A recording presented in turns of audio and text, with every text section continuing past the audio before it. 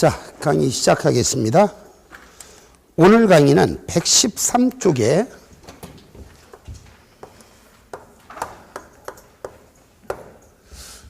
재무제표의 개념하고 나와 있는 부분이죠.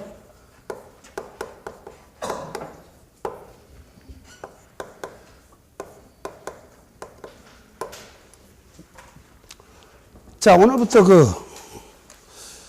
원래는 1월, 여기가 이제 화요일 수업이니까 원칙적으로는 제가 항상 매년 1월 두 번째 주부터 시작을 해서 올해로 기준으로는 1월 9일부터 시작을 했었어야 맞는데 사전에 공지를 못하는 바람에 연기가 돼서 오늘부터 이제 요약 강의를 시작을 했는데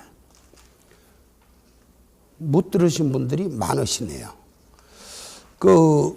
요약 강의를 못 들으신 분들은 이거 반드시 들어주셔야 되는 게, 과거에도 전에 다니시던 분들도 계십니다만은 제가 작년까지는 이 요약 강의를 어떻게 했냐면은 진도하고는 전혀 무관하게 중요한 것만 그냥 골라서 꼽아서 이렇게 수업을 나갔었어요.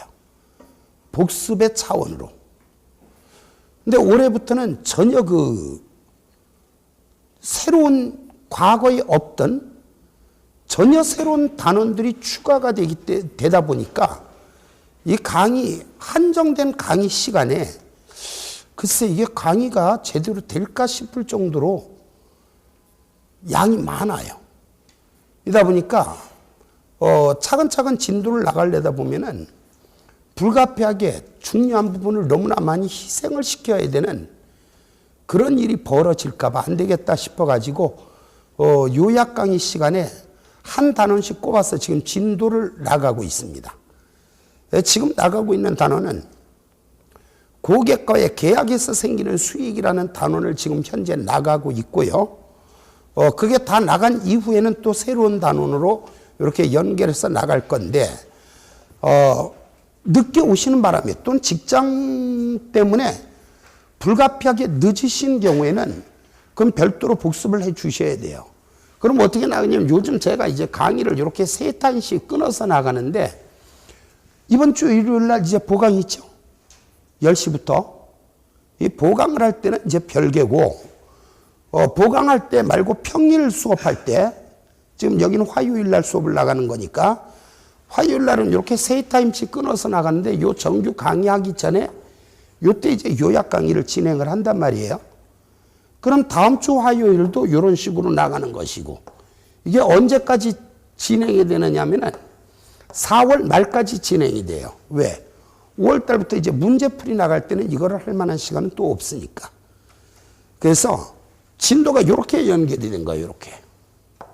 이렇게. 그리고 또 나머지 정규 진도가 이렇게 연결이 되는 것이고, 그러면 동영상 올라오는 게 전부 다 이렇게 순차적으로 이렇게 올라오니까 순서가 헷갈릴까 봐 이 말씀을 드리는 거예요. 그러니까 첫 시간 거는 이렇게 연결이 되는 거야. 보기가 헷갈릴까 봐 제 카페에도 요약 강의는 별도로 또 올려요. 강의 자리와 함께 요 카페에도 별도로 올리는데, 카페에 올리는 건 보기는 편할지 모르지만 단점은 화질이 좋지는 않을 것이고 속도 조절이 안 된다는 단점은 있어요. 참고하셔서 공부를 하시는데 활용을 하셨으면 좋겠습니다. 자, 그러면 오늘 강의는 113쪽에 재무제표의 개념하고 나왔는데, 그 위에서 113쪽 맨 위에서 기억해야 될 것은 기타 포괄손익의 종류 5가지 암기하셔야 된다는 거. 그죠? FV, OCI 금융자산 평가손익, 재측정 손익 같은 말이고, 해외사업장 재무지표 환산으로 인한 손익, 현금 흐름 위험에 비슷한 평가손익, 재평가 잉여금의 변동, 확정급여 제도의 재측정 요소. 자, 그런데 이 기타 포괄손익은 나중에 어떤 조건이 충족이 되었을 때 단기 손익으로 대체를 할 수 있는 것이 있고 대체를 할 수 없는 것들이 있는데, 자, 이때 지금은 기타 포괄손익이었지만 나중에 어떤 조건이 충족이 되었을 때 단기 손익으로 다시 대체를 하는 것, 우리는 이걸 전문용어로 재분류 조정을 한다라고 말을 하죠. 자, 그 중에서 재분류 조정이 되는 거 3개가 있고 재분류 조정이 안 되는 게 3개가 있는데, 여러분들 그냥 재분류 조정이 안 되는 것만 기억하시는 게 오히려 나을 수도 있습니다. FVOCI 금자산 평가손익 중 지분상품의 평가손익은 재분류 조정이 안 된다. 재평가 잉여금의 변동, 확정급여 제도의 재측정 요소 3개는 재분류 조정이 안 된다. 그래 놓고 다시 한번 다지기 이렇게 기억해 주시면 좋겠죠.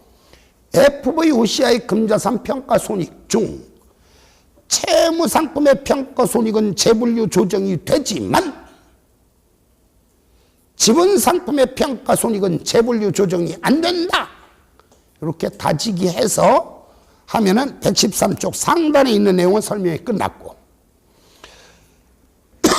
다음 하단에 보니까 이제 재무제표의 개념하고 나와 있습니다. 이때 기초 강의할 때는 이렇게 강의했죠. 재무제표라는 건 기업에서 정보 이용자들에게 정보를 전달을 할 때는 다른 거 몰라도 반드시 이거만큼은 일정한 표를 이용을 해서 정보를 제공해야 됩니다 하고 규정을 해놓은 게 있는데, 그걸 우리는 재무제표라고 합니다. 이렇게 강의를 했었어요, 기초에서는. 근데 이제 국제회계 기준서 상에 재무제표의 개념은 어떻게 되는가 보니까 이렇게 나왔네요. 1번, 재무제표는 기업의 재무상태와 재무성과를 체계적으로 표현한 것, 국제회계 기준에 나와 있는 재무제표의 정의입니다. 자, 113쪽 맨 아래 반가로 1번에 보니까 재무제표는 기업의 재무상태와 재무성과를 체계적으로 표현한 것, 그래 놓고 반가로 2번에 전체 재무제표는 다음을 모두 포함하여야 한다 하고 종류가 나와 있네요. 반드시 그건 외워야 된다는 건 알고 계실 것이고, 자, 기간말이니 이 말은 뭐 자동적으로 알게 되는 거니까. 왜? 재무상태표는 정태적 보고서고 재무상태표를 제외한 나머지는 동태적 보고서이기 때문에 재무상태표 앞에는 기말이란 말이 있더라고. 나머지의 경우는 기간이란 말이 들어가는 거니까 그건 신경 쓸 필요 없이 뒤에 것만 기억하실 것 같으면 재무제표의 종류가 7가지가 있었었죠. 재무상태표, 손익과 기타 포괄손익계산서, 자본변동표, 현금흐름표, 주석, 전기에 관한 비교정보, 회계정책을 소급하여 적용하거나 재무제표 항목을 소급하여 재작성 또는 재분류하는 경우 전기 기초재무상태표. 이때 포괄손익계산서는 다른 말로 손익과 기타 포괄손익계산서, 손익과 기타 포괄손익계산서는 다른 말로 포괄손익계산서, 같은 말이다. 요거 기억하시고요. 시중에서 이제 강의를 하는 양반들은 전체 재무제표의 종류를 보통 4개 또는 5개만 강의를 합니다. 4번까지 강의를 하시는 분도 계시고 5번까지 강의를 하시는 분도 계신데 상당히 위험한 모험입니다. 왜? 아마 근간에 그 사람들한테 허를 찌르기 위해서 지문에다 전기에 관한 비교 정보 같은 거 집어넣을 수가 있어요. 그래서 7가지 재무제표를 전체 다 기억하셔야 되겠고, 자, 그 중에서 몇 가지만 다시 정리를 해볼까 하면 주석이 뭐예요? 주석이라는 게 재무제표 본문에 있는 부족한 내용을 보충 설명해 준 게 주석입니다. 추가 설명한 게 주석이죠. 그래서 거기 가로 속에 보니까 주석 해놓고 뭐라고 나왔는가? 유의적인 회계 정책 및 그 밖의 설명으로 구성이 되어 있다.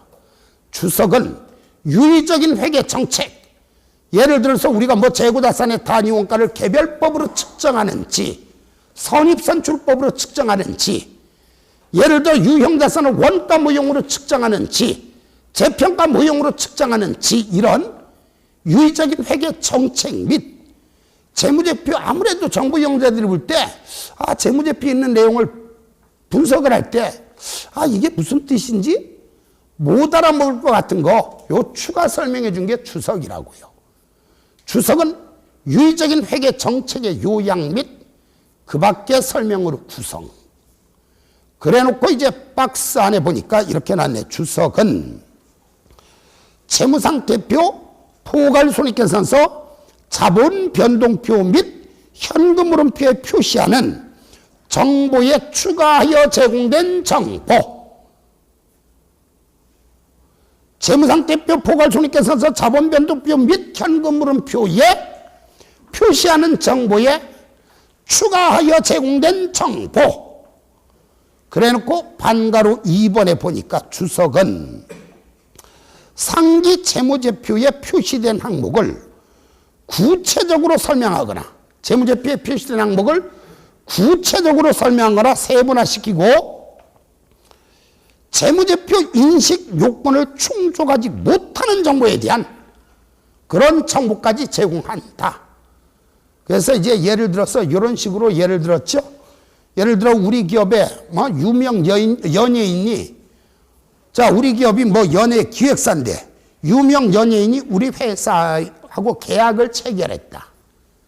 그럼 그 유명 연예인은 자산, 부채, 자본, 수익, 비용 어디에도 해당이 되지 않으니까 재무제표 본문에는 못 표시한다는 얘기예요. 하지만 주석 같은 데다가 우리 회사에서는 연예인 누구누구와 계약을 했음 이런 거 쓰면은 아무래도 정부 이용자들의 의사결정에 도움이 된다는 얘기죠. 그러니까 재무제표 본문에 표시하지 못하는 것, 즉 인식 요건을 충족하지 못하는 항목에 대한 정보를 제공한다. 그 다음에 6번에 가면 이제 전기에 관한 비교 정보 이렇게 놨어. 전기에 관한 비교 정보 무슨 얘기냐면은 자 들어보세요. 흔히들 말하는 재무상태표, 포괄손익계산서, 자본변동표 이러한 전체 재무제표를 작성할 땐 반드시 어떻게 하는가? 당기에 관한 정보만 표시를 하는 것이 아니라 전기에 관한 정보도 같이 표시를 해줘야 돼요. 그러면 정부 이용자들이 볼 때 전기와 당기를 비교해서 아무래도 기업 기관별 비교 가능성을 높여줄 수 있으니까. 그래서 모든 재무제표는 당기 정보와 함께 전기 정보도 같이 공시를 해야 되는데 바로 이때 작성하는 요 전기에 관한 비교 정보. 이것도 전체 재무제표라는 얘기입니다. 또 우리가 나중에 여러분들한테 이렇게 말을 해요. 저 뒤에 가면은 뭘 설명드리냐? 회계 정책 추정의 변경 및 오류라는 단원이 나오는데 그때 뭐라고 설명드린가? 회계 정책의 변경과 중요한 자는 어차피 우리 시험은 다 중요한 거니까 중요한 전기 오류의 수정은 원칙적으로 소급 적용하고 회계 추정의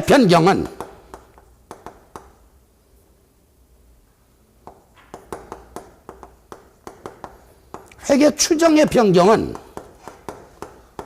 언제나 전진 적용한다 이렇게 말을 할 거예요. 언제나 전진 적용한다.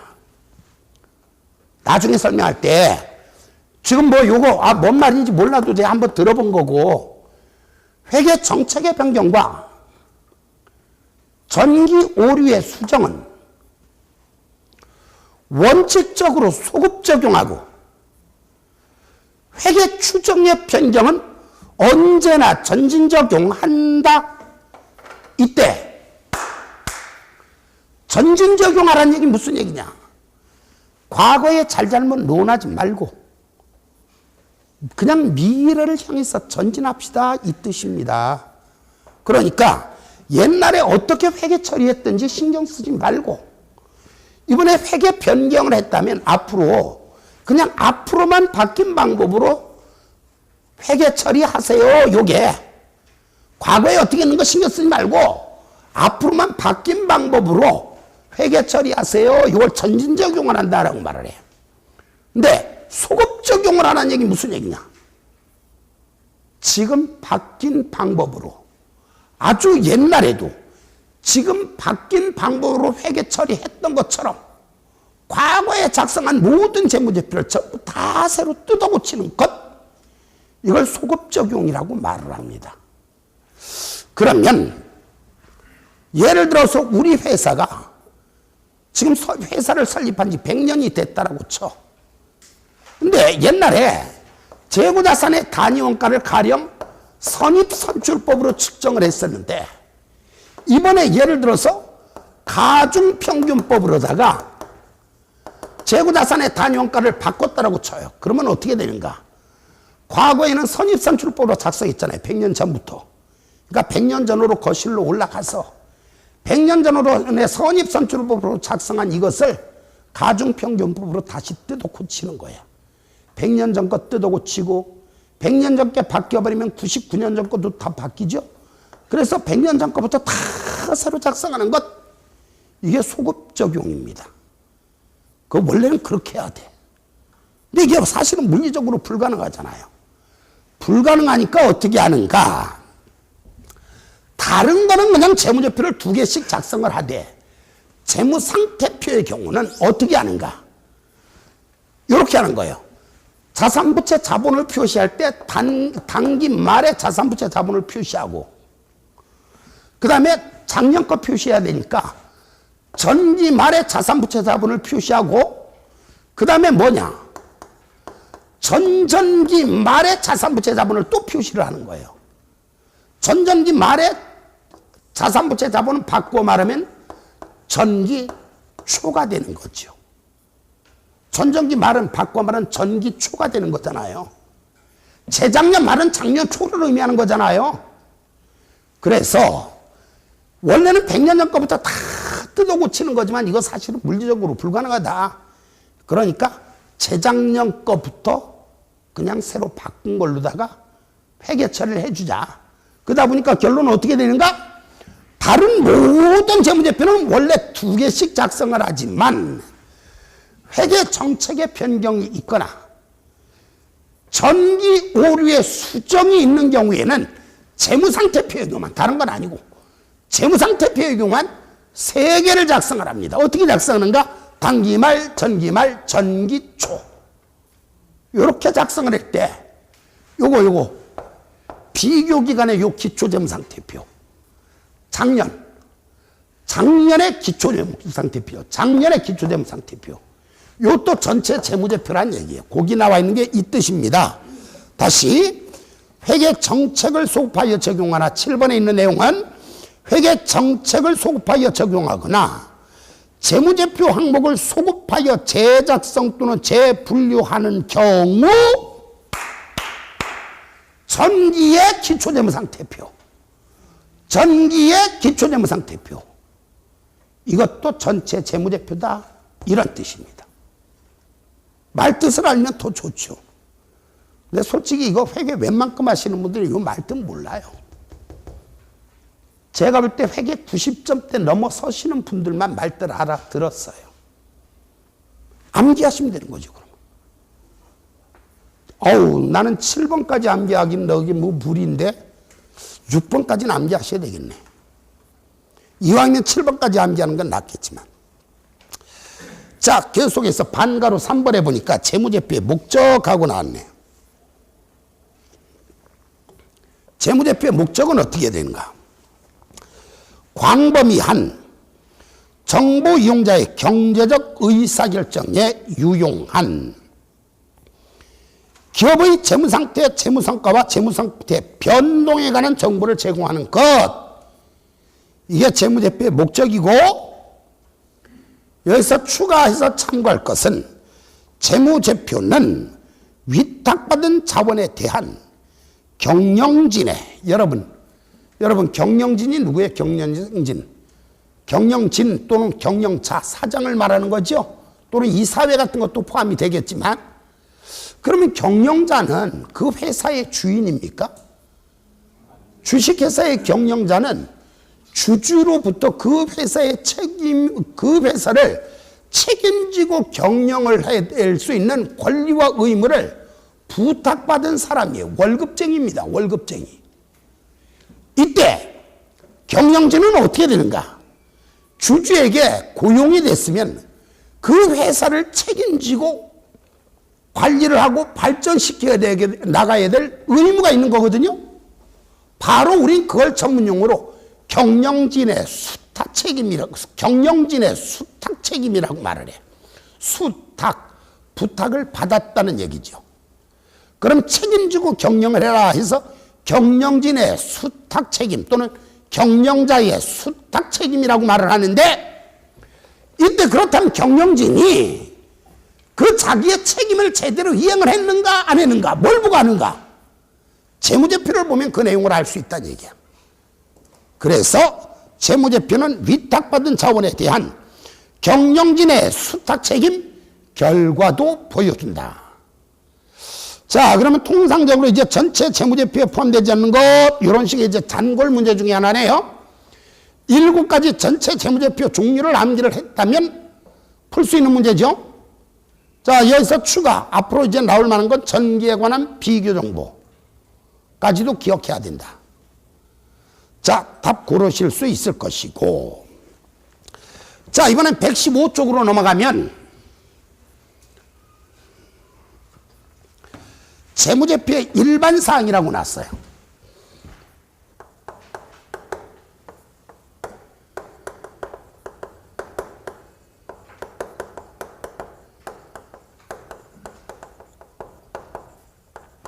자, 115쪽에 재무제표의 일반사항이라고 나왔는데, 이 일반사항이란 건 뭐냐면은 조금 전에 외웠던 전체 재무제표 작성할 때 일반적으로 지켜야 될 원리 또는 원칙으로 이해를 하시면 돼요.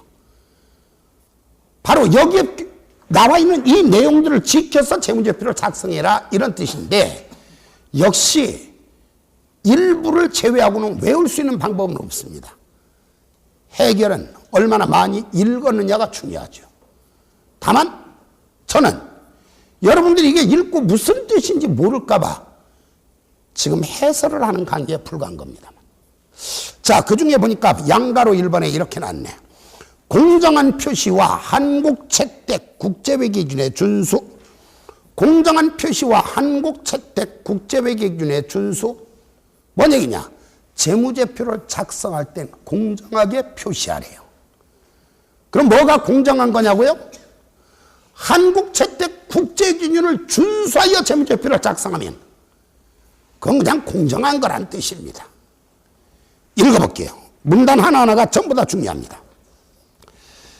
1번 재무제표는 기업의 재무상태, 재무성과 및 현금 흐름을 공정하게 표시해야 한다. 재무제표는 공정하게 표시해야 한다. 2번 한국채택 국제회계기준에 따라 작성된 재무제표는 공정하게 표시된 재무제표로 본다. 결론은 재무제표는 국제기준을 준수하여 재무제표를 작성하라는 얘기죠. 이때 반가로 3번엔 한국채택 국제기준을 준수하여 재무제표를 작성하는 기업은 그러한 준수 사실을 주석에 명시적이고 제한 없이 기재한다. 무슨 얘기냐면 국제기준을 준수해서 재무제표를 작성하는 경우에는 나중에 주석사항에다가 제일 처음에 뭐라고 쓰는가? 우리 회사는 한국채택 국제기준을 준수하여 재무제표를 작성하였습니다 라는 사실을 가장 먼저 공시를 해야 돼. 근데 가끔 가다가 이런 사람들이 있대. 아, 나는 한국이 싫어요, 이런 사람들이 있대. 한국이 싫어요. 근데 제가 볼 때 뭐 이제 한국이 싫어요 라는 사람을 말을 할 수 있는 그런 권리를 가진 사람들도 가끔씩은 보면은 있어요. 왜? 국가로부터 국가에 자신의 책무는 다했으면서도 국가로부터 보호받지 못하는 사람들도 가끔씩은 있었던 것 같아요.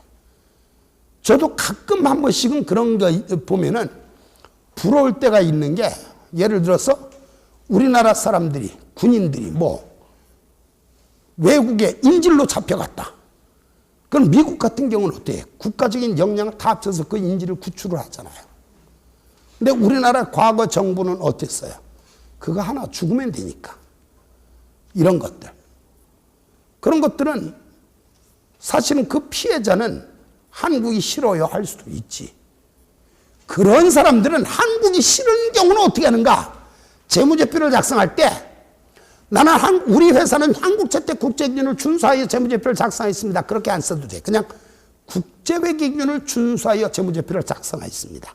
그렇게 기록해도 됩니다. 그 내용이 어디 나왔는가? 5번에 나왔는데 4번 먼저 읽어볼게요. 4번 재무제표가 한국채택 국제기준의 요구사항을 모두 충족한 경우가 아니라면 한국채택 국제기준을 준수하여 작성되었다고 기재해서는 아니 된다. 당연한 얘기인데 이걸로 말장난을 놓을 수는 없을 거예요. 그렇죠? 예를 들어 이런 건 말 돼?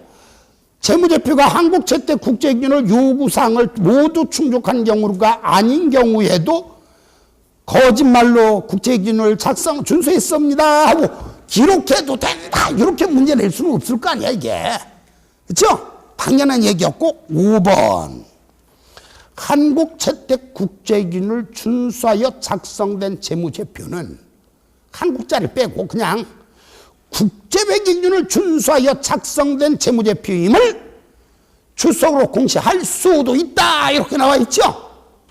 자, 제가 이거 이해시켜드리려고 전에 썼던 표현 중에 하나가 이거죠. 국제회계 기준과 한국채택 국제회계기준의 차이는 뭐라 그랬어요? 그렇죠. 국제회계기준은 영어로 돼 있고 한국채택 국제회계기준은 한글로 돼 있다는 차이밖에 없어. 이건 못 모르는 사람들은 그런다니까. 국제기준과 한국채택 국제기준의 차이가 뭐예요? 그런데 한국채택 국제기준은 국제기준을 우리나라 상황에 맞춰서 이렇게 바꾸서 옛날에 썼던 표현 중에 하나가 한국적 민주주의 이런 말 쓰고 그랬었잖아요. 뭐 한국의 실정에 맞게 바뀌 뭘 바꿔? 한글로 한 게 한국채택 국제기준이고 영어로 한 게 영어 국제회계 기준인 거예요. 그래서 그냥 국제기준을 준수하여 재무제표를 작성했습니다. 이렇게 기재해도 된다. 6번 부적절한 회계정책은 6번 부적절한 회계정책은 가끔가다 요새 TV 보면은 불륜 영화가 왜 이렇게 많어? 불륜 영화 보면은 불륜 현장을 딱 잡히면은 그 여자가 하는 얘기 있잖아. 자기야 내 얘기 잠깐만 들어봐. 내 얘기 들어보면 이해가 가기 뭐라고 변명해도 정당화될 수가 없어. 이 부적절한 관계가 뭔지 아세요? 부적절한 관계가? 부적절한 관계는 남들이 이렇게 딴 사람하고 바람난 거 이게 부적절한 관계잖아. 그렇죠? 내가 딴 사람하고 바람나면 이게 적절한 관계. 이게 로맨스야. 로맨스. 그렇죠? 남이 하면 불륜, 내가 하면 로맨스. 어쨌든 부적절한 관계는 뭐라고 변명을 해도 안 돼요? 그 내용 여기 나와 있어요. 여기. 부적절한 회계 정책은 이에 대하여 공시나 주석 또는 보충 자료를 통해 설명하더라도 정당화될 수 없다. 당연한 얘기겠죠? 시험에 미친 척하고 부적절한 관계라도 뭐라고 말만 잘하면 정당화될 수 있을 수도 있다. 이거 사기야 사기. 속지 마세요. 자, 됐고 그 다음에 2번에 계속기업. 앞에서도 배웠죠. 재무제표의 작성과 표시를 위한 기본 과정인 계속기업이 있다. 이거 배웠었죠. 그 내용이 바로 이 재무제표의 일반 사항에도 나와 있네. 내용이 거의 비슷합니다. 읽어볼게요. 계속기업 경영진은 재무제표를 작성할 때 계속기업으로서의 존속 가능성을 평가해야 된다. 우리 기업이 계속될 것인가 망할 것인가 먼저 한번 평가를 해보래. 계속기업으로서의 존속 가능성을 평가해야 된다. 2번 계속기업의 가정이 적절한지 여부를 평가할 때 경영진은 적어도 보고기간 말로부터 향후 12개월 기간에 대하여 향후 12개월 기간에 대하여 이용 가능한 모든 정보를 고려한다. 여기서 이 얘기 뭔 얘기예요? 일단 재무제표는 뭔 얘기냐? 계속기업을 가정 존속 가능성을 평가라는 얘기는 막말로 치면 이거죠. 1년 내에 혹시 망하지는 않을까? 이런 걸 평가라는 얘기거든. 그러니까 이용 가능한 모든 정보를 고려를 해서 망할지 안 망할지 이걸 보라는 얘기인데, 요 글을 읽을 때마다 생각나는 게 있네. 요 글을 읽을 때마다 저는 그거 옛날에 그 5공화국이 접어들기 전에 박 대통령이 이제 서거하고, 그쵸? 최규하 대통령이 잠시 집권을 하고 있을 때 갑자기 이제 계엄 선포를 딱, 계엄령이 떨어졌잖아요.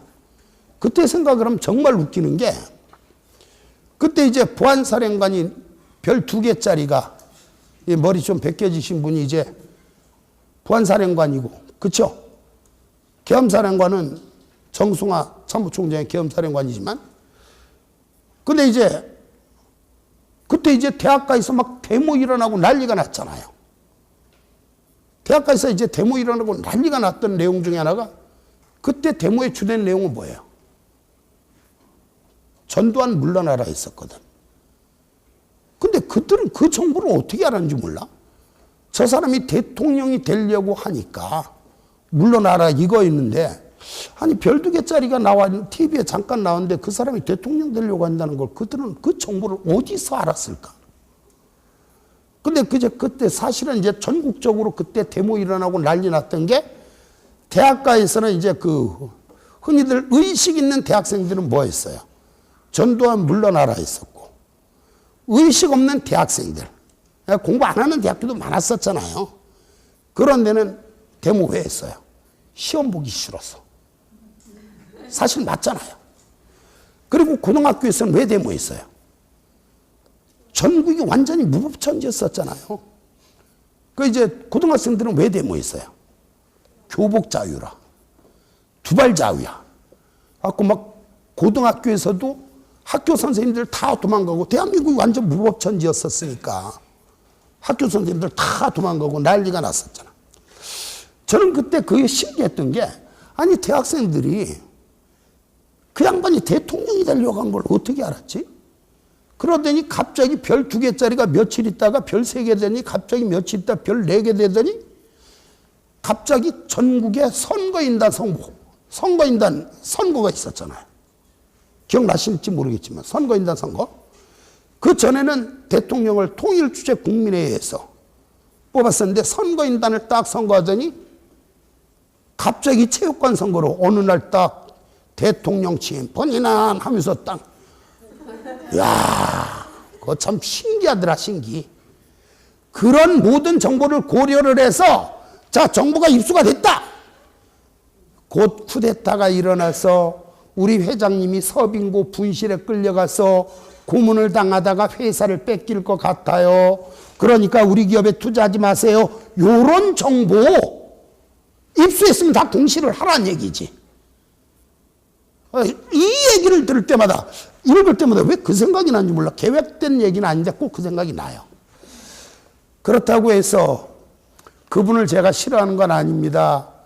전국에 계신 수많은 여러분, 저는요 그분도 좋아하고요, 전두환 대통령도 좋아하고, 박정희 대통령도 좋아하고, 김대중 대통령도 좋아하고, 노무현 대통령도 좋아하고, 기독교, 유교, 불교, 남녀, 호랭, 개교, 해신, 불신, 달신 다 좋아하고, 저는 정치적인 중립, 종교적인 중립이야. 그쵸? 근데 가끔 가다 아니, 저거는 사탄이래. 어떤 분들은. 왜 종교적으로 중립을 지키느냐? 왜 우리 하나님을 안 믿고 예수님을, 아니에요. 저는 중립이에요. 괜히 말 실수하면 오해할까봐. 자, 향후 이용 가능한 모든 정보를 고려해서 존속 가능성을 평가해라. 이 뜻이죠.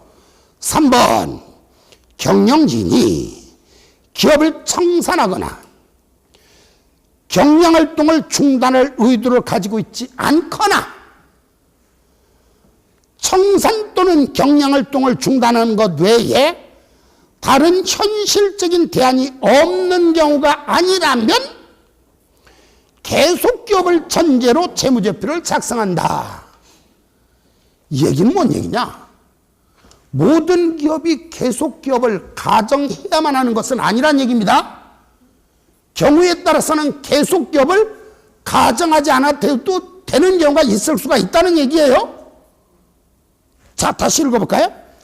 경영진이 기업을 청산하거나 경영활동을 중단할 의도를 가지고 있지 않거나 청산 또는 중단하는 것 외에 다른 현실적인 대안이 없는 경우가 아니라면 그때만 계속기업을 전제로 재무제표를 작성하라는 얘기입니다. 이 얘기는 바꾸어 말하면 무슨 얘기냐? 경영활동을 청산하거나 중단할 의도나 필요성을 가지고 있고 또 그렇게 하는 것만이 대안이라면 계속기업을 전제하지 않아도 된다는 뜻이죠. 4번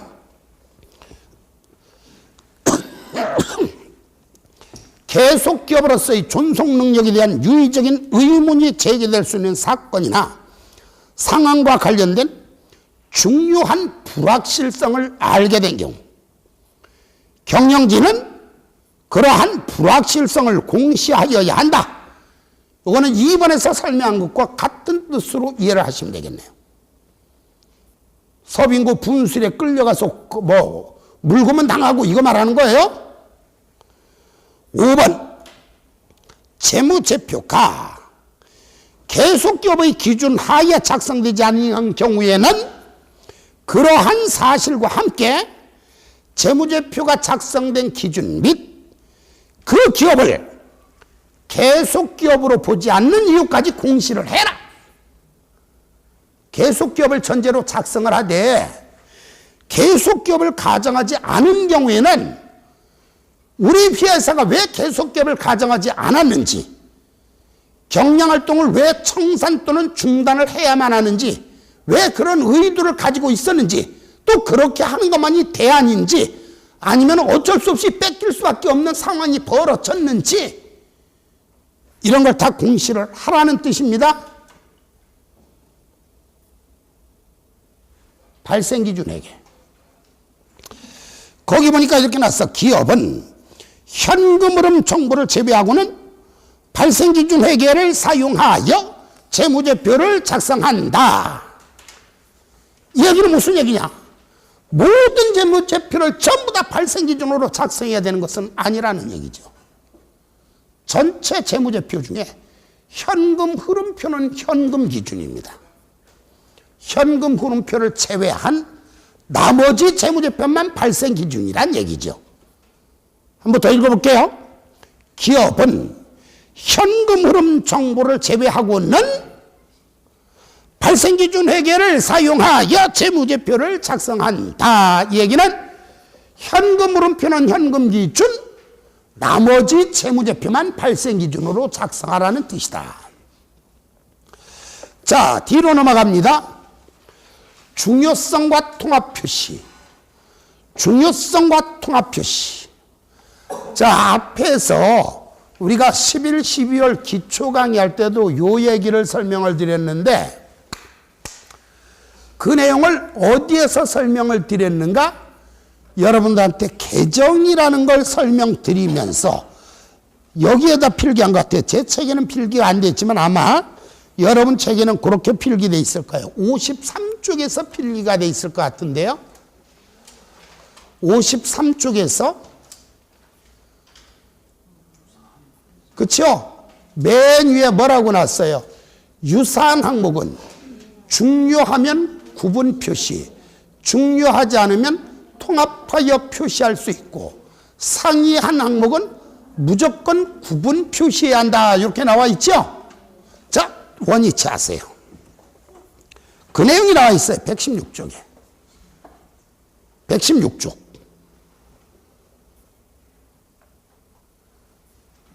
116쪽. 자, 거기 보니까 중요성과 통합 표시해 놓고 1. 유사한 항목은 중요성 분류에 따라 재무제표에 구분하여 표시한다. 말 좀 알아듣게 표시해놓지. 기준서엔 이렇게 나는데 말의 의미는 무슨 얘기냐? 유사한 항목은 중요할 때만 구분 표시하라는 얘기입니다. 3번을 먼저 읽어볼게요. 3번. 중요하지 않은 항목은 성격이나 기능이 유사한 항목과 통합하여 표시할 수 있다. 이 얘기를 1번과 3번을 연결해서 말하면 유사한 항목은 중요하면 구분 표시, 중요하지 않으면 통합하여 표시할 수도 있다. 몇 개를 묶어서 한꺼번에 2번 보니까 상이한 항목, 상이한 성격이나 기능을 가진 항목. 상이, 서로 상자, 다를 자, 서로 다르다는 얘기죠. 서로 다른 것은 무조건 구분하여 표시한다. 한번 더 읽어봐야지. 유사한 항목은 중요성의 분리에 따라 재무제표에 구분하여 표시한다. 상이한 성격이나 기능을 가진 항목은 구분하여 표시한다. 중요하지 않은 항목은 성격이나 기능 유사한 항목과 통합하여 표시할 수 있다. 이런 걸 갖다 놓고 혹시나 시중에 나와 있는 책들처럼 풀어서 제가 그 아래다 박스 안에 이렇게 써놨죠. 유사한 항목은 중요하면 구분 표시하고 중요하지 않으면 통합하여 표시할 수 있지만 상이한 항목은 언제나 구분 표시하여야 한다. 다른 데처럼 알아보기 쉽게 이렇게 박스식으로 강의를 하고 아예 반거로 1, 2, 3번 이런 걸 지워보면 제가 이해하기 편할 것 같은데요. 중요한 거 시험엔 절대로 그렇게 안 나온다는 거죠. 시험엔 어떻게 나와요? 반거로 1, 2, 3 요 문단으로 나와. 왜? 그게 국제기준에 나와 있는 문단이니까. 박스 안에 있는 건 이해를 하라고 써놓은 표현이고 위에는 반가로 1, 2, 3번은 시험 대비용으로 읽으셔야 될 내용입니다. 자, 상계.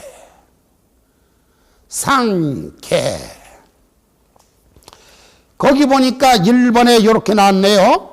한국채택국제기준에서 요구하거나 허용하지 않는 한 자산과 부채 그리고 수익과 비용은 상계하지 아니한다. 여기까지는 국제기준에 나와 있는 내용이고, 즉 뒤에 있는 내용은 제가 여러분들한테 이해시켜 드리려고 쓴 표현입니다. 즉 자산과 부채, 수익과 비용은 구분하여 표시한다.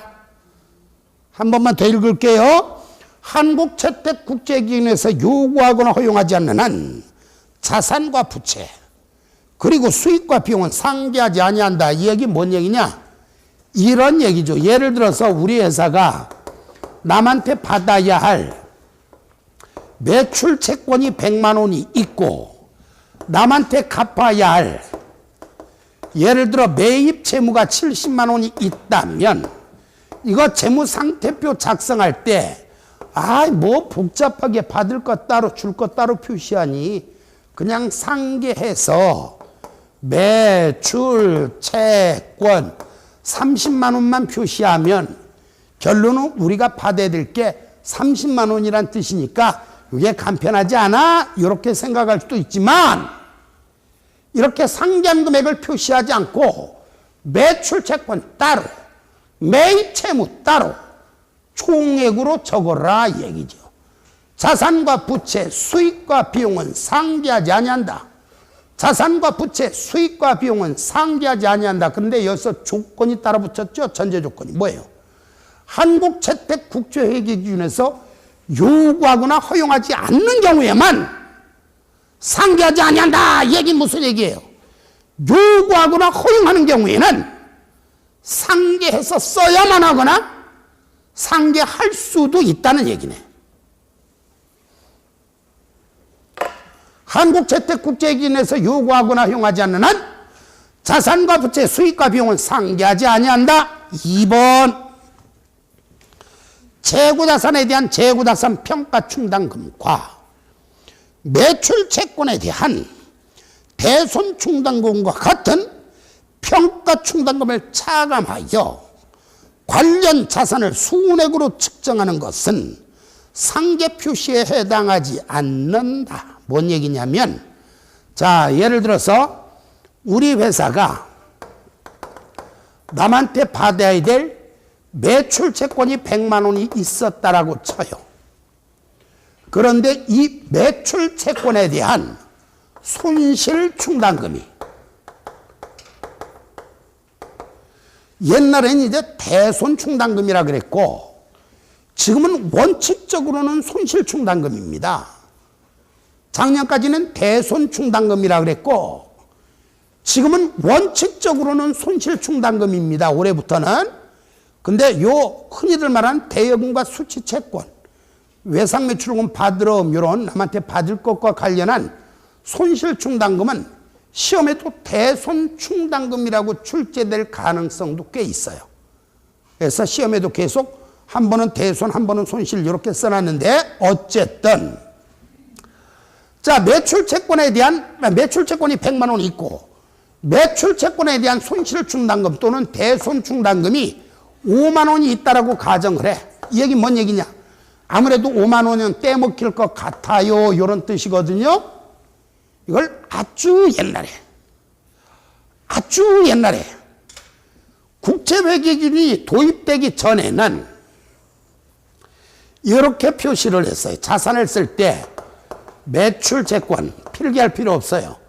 매출채권 100만 원 그 아래다가 대손충당금 괄호 표시를 여기다 해도 되고 여기다 해도 되고 5만 원 또는 괄호를 안 하고 이렇게 해서 매출채권 95만 원 자산을 표시할 때 이렇게 표시를 했었어요. 아주 옛날에는. 그런데 국제회계기준이 도입된 이래로는 재무상태표 작성할 때 아직도 많은 기업은 이렇게 표시를 하는 경우도 있기는 합니다만 원칙적으로는 매출채권 실제로 받을 금액, 회수가 확실한 금액 이렇게 95만 원 이렇게 쓰는 게 원칙이에요.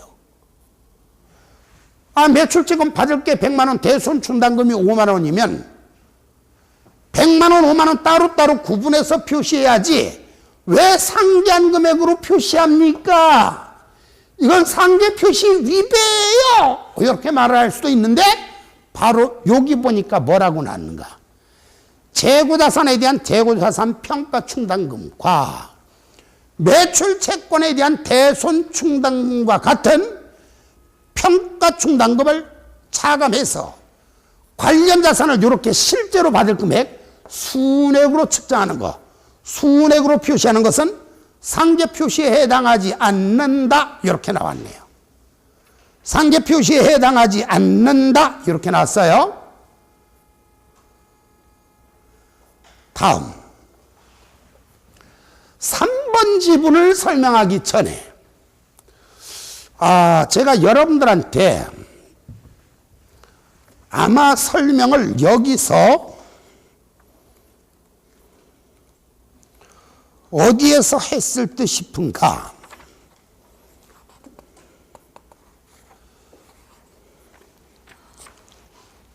(27쪽에) 잠시 펴봅시다.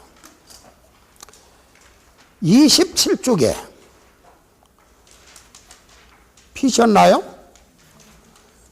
27쪽에 보면은 매출액 설명하면서 그 앞 또는 뒤 거기 어디쯤에 필기가 이런 문제가 필기가 돼 있을 것 같은데 필기 돼 있어도 또 한 번 필기하는 거 괜찮으니까 잊어버리시고 116쪽이나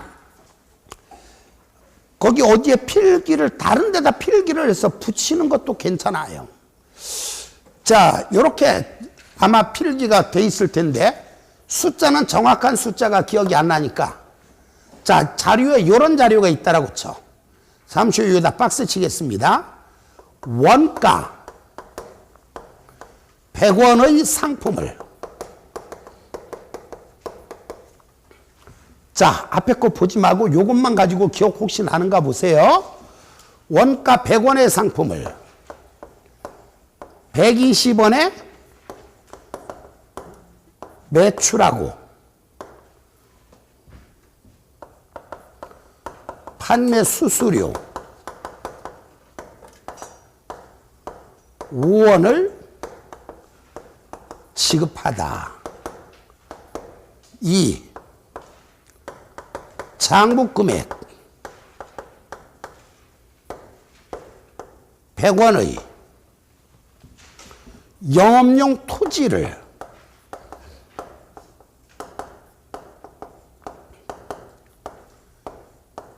(120원에) 매각 처분하고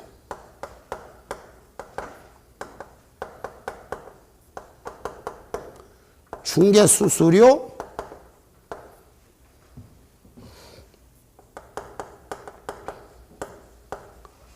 5원을 지급하다.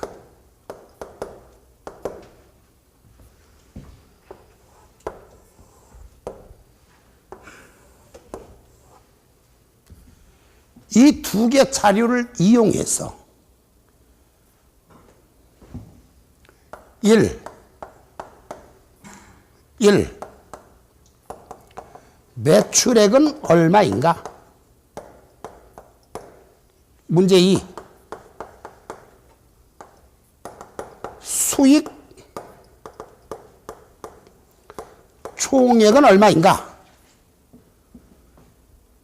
자, 사실은 이제 시험과 관련해서는 이거를 아는 게 핵심이지만 제 개인적으로는 이거보다 더 중요한 거, 대답하는 게 더 중요해요.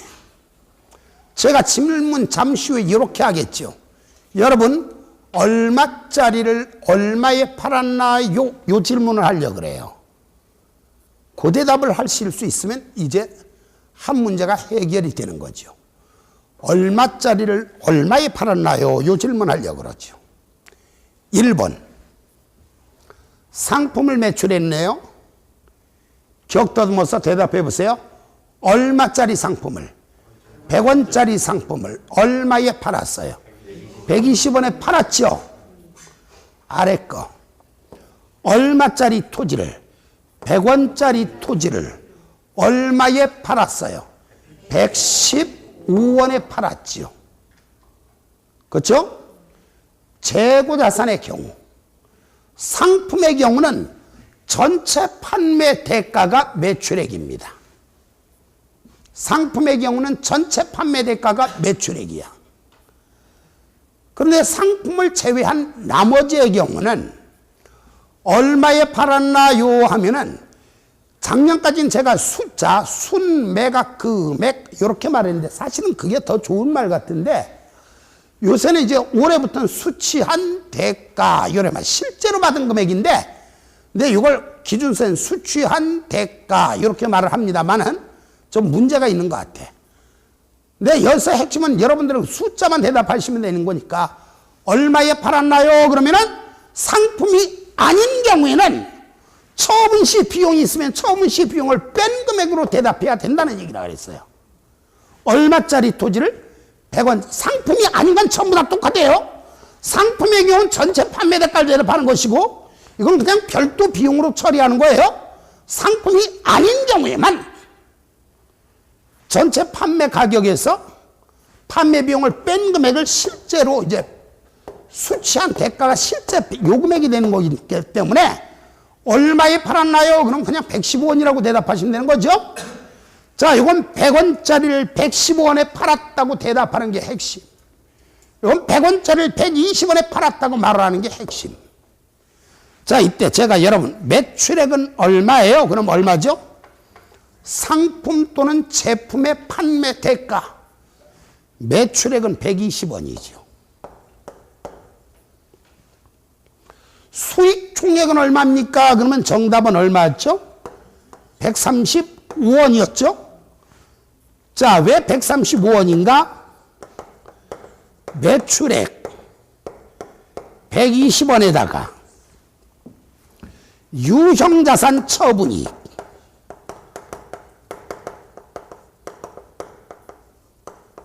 15원이죠.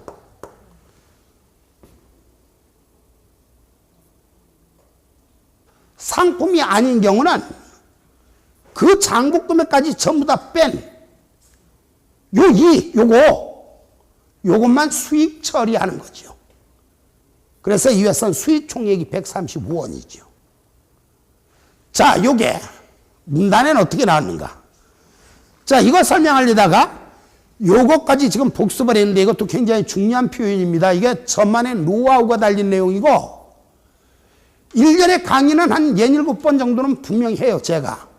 근데 아직은 제가 책에다 이 문제를 기록하지는 않습니다. 왜?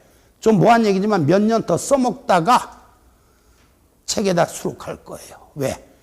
여러 새로운 내용 수록하면 남들이 또 베껴 쓰는 사람들이 있잖아요. 저만의 노하우로 몇 년은 더 남겨두려고요. 가끔가다 이게 상당히 효자 노릇을 하는 경우가 몇 번 있었어요, 지금까지. 자, 거기 보니까 뭐라고 나는가? 3번 설명하려고 다 나왔는데, 3번. 투자자산 및 영업용 자산을 포함한 비유동자산의 처분 손익은 얘는 어떻게 계산하는가? 처분대금에서 요 120원에서 처분대금에서 즉 120원에서 그 자산의 장부금액과 요 100원과 관련 처분비용을 차감하여, 자, 처분대금에서 장부금액과 관련 처분비용을 차감해서 계산해라. 그럼 지금 이론상으로는 처분이익을 어떻게 계산하는가? 120원 마이너스 100원 마이너스 5원이에요. 지금 여기 나와 있는 이론상으로 보면 이렇게 나왔잖아요. 투자자산 및 영업용 자산을 포함한 비유동자산의 처분 손익은 처분 대금에서 그 자산의 장부금액과 관련 처분비용을 차감하여 표시한다. 이렇게 나왔으면은 유형자산 처분이익은 어떻게 구하나요? 그러면 120원 빼기 100원 빼기 5원이죠. 자, 그 문단 자체로만 이해하실 때 사실은 이거보다는 훨씬 더 많이 써먹는 게 이거지요. 그래서 여기서 대답 연습을 핵심을 기억하셔야 돼. 얼마짜리를 얼마에 팔았다고요? 100원짜리를 115원에 팔았다. 이렇게 대답하는 게 이 문제의 핵심입니다. 어쨌든 바로 이거 얼마에 팔았나요 할 때 처분 비용을 빼서 대답하는 거. 왜 뺐어? 이거 상계 표시 위배 아니야? 그게 아니라 아예 이건 한국채택국제기준에서 반드시 이렇게 하라고 요구하고 있는 거니까. 상계 표시가 아니다. 다음 4번. 충당부채, 우발부채, 우발자산에 따라 인식된 충당부채와 관련된 지출을, 나중에 여러분들한테 충당부채라는 걸 배울 건데, 바로 그 충당부채와 관련된 지출을 제3자와의 계약관계에 따라 보전을 받는 경우, 당해 지출과 보전받은 금액은 상계해서 써도 되고 각각 구분해서 따로 써도 되고. 왜 여기 뭐라 했어? 상계 표시해야 한다, 상계 표시한다 이렇게 나왔어요? 상계 표시할 수 있다 이렇게 나왔죠? 각각 구분해서 써도 되고 상계한 금액으로 써도 되고. 근데 이거 이론 문제로는 자주 나오는데 사실은 계산 문제로서 우리 시험에 이것까지 출제될 확률은 없습니다. 근데 계산 문제로서 꼭 기억하셔야 돼. 다음, 외환손익 또는 단기매매 금융상품에서 발생하는 손익과 같이 유사한 거래의 집합에서 발생하는 차익과 차손은 순액으로 표시한다. 그러나 차익과 차손이 중요한 경우에는 구분하여 표시한다. 저를 잠깐 보시기 바랍니다. 자, 여기 뭐라고 나왔는가? 외환손익 또는 단기매매 금융상품에서 발생하는 손익과 같이 유사한 거래의 집합에서 발생하는 차익과 차손은 순액으로 표시하는데, 차익과 차손이 중요한 경우에는 구분 표시한다 이렇게 나와 있죠. 자, 저를 잠깐 보시기 바랍니다. 예를 들어 우리 회사가 어떤 게 있었는가? 자, 요거 계산 문제로 출제될 확률 제로입니다만 보시기 바래요. 당기 손익, 공정가치 측정, 금융자산, 한마디로 FVPL이죠. 에 해당되는 주식이 두 개가 있어. A 주식과 B 주식이. 요거의 과거 기간의 공정가치, 옛날의 공정가치, 취득원가로 봐도 되고, 오늘 공정가치를 새로 측정했는데 그 이전의 공정가치, 직전에 공정가치가 얘가 100만 원이야. 얘가 80만 원이야. 그런데 요거 오늘 새로 공정가치를 재측정을 했거든요. 이번에 새로 측정한 공정가치가 얼마냐? 공정가치가 얼마냐면 얘가 130만 원이야. 얘가 75만 원이야. 이때 누가 물어요? 당기손익 공정가치 측정 금융자산의 평가 이익은 얼마인가? 이렇게 물었다면 얼마라고 대답해야 돼요?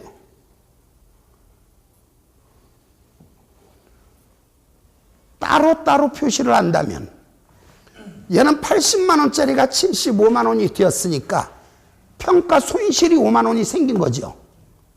근데 얘는 100만 원짜리가 130만 원이 되었으니까 평가 이익이 30만 원이 생긴 거죠.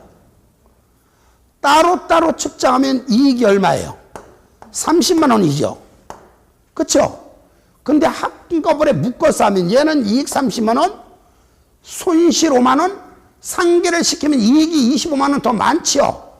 이때는 평가 이익이 25만 원이 될 거 아닙니까? 따로따로 상계해서 표시하느니 두 개 더해서 180만 원짜리가 205만 원이 됐으니까 평가 이익이 25만 원이다. 이렇게 대답할 수 있겠죠? 답은 뭐가 맞아요? 위에 게 맞을 것 같아요? 아래 게 맞을 것 같아요? 혹시 시험에 나온다면 우리 시험에는 100% 지금까지 이렇게 나왔었어요. 이렇게 나왔는데 만약에 문제에서 뭐라고 나왔는가? 요 이론상의 표현만 알자고. 뭐라고 나왔는가? 당기손익 공정가치 측정 금융자산이 각각이 중요하다. 중요하다라는 단서가 나왔을 땐 상기할 수 없는 거죠. 따로따로 계산해야죠. 그때는 평가 이익이 30만 원이 된 거지. 요 문단 때문에. 그거 다시 읽어보자고. 외환손익 또는 단기매매 금융상품에서 발생하는 손익과 같이 유사한 거래의 집합에서 발생하는 차익과 자손은 순액으로 표시하되 다만 차익과 자손이 중요한 경우에는 구분 표시한다. 중요하다고 나왔을 땐 따로따로 나눠서 계산을 하라는 얘기지. 중요하지 않으면 순액으로 표시 묶어서 중요한 경우에는 구분 표시한다. 자, 이 시간에는 5번의 상계 거기까지만 살펴봤습니다. 잠깐 쉬겠습니다.